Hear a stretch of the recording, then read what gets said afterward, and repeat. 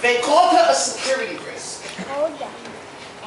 redefining the blessings that she was granted with as a curse for being too thick.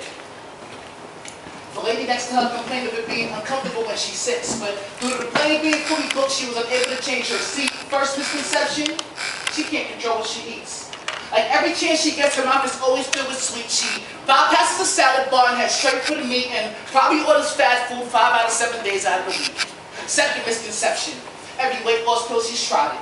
And probably had a treadmill at home that she only uses to hang her clothes for drying. When she says she's on a diet, they swear up and down she's lying, and the universal assumption is that she's not even trying. Third misconception, she did this to herself and probably doesn't even care much about her health. She sits at home lazy all day up on the couch with crumbs all over her chest, the epitome of a slouch. Typecast or shared by condemnatory eyes as she's asked to give up her seat and await the next flight. Disregard the humiliation and the tears which mask her cheeks. She tried to get up the nerve to speak. Can never become accustomed to the stereotypical way she's treated.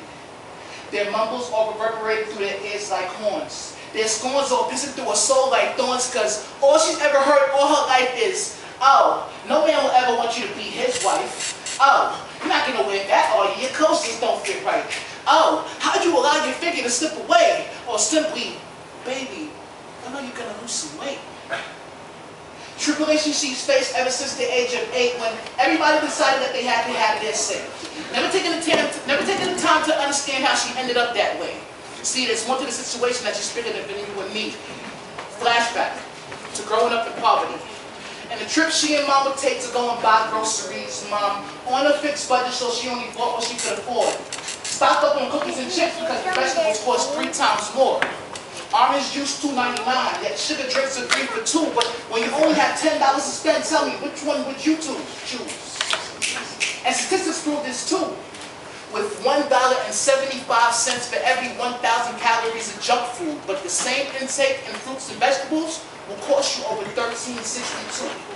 You see, growing fruits and vegetables require no hard work of a man, while junk food can be processed by machines in a plant. This keeps the labor cost cheap. That's a disparity in price. So when shopping on a budget, health is always a losing fight. All of which were circumstances that led up to this. They had the nerve to call her a security risk. Redefining the curse that she was granted with as a curse for being too thick. And I sat there, just wishing I could say something to boost up her pride. Give her a reason to smile and wipe the tears from my eyes. See, this is just another example of why we should never judge a book by its cover, because when you read between the lines, you find out there's always much more to discover.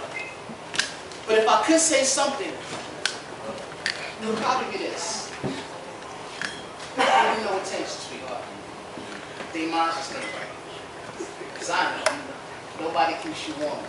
The thick girl at night.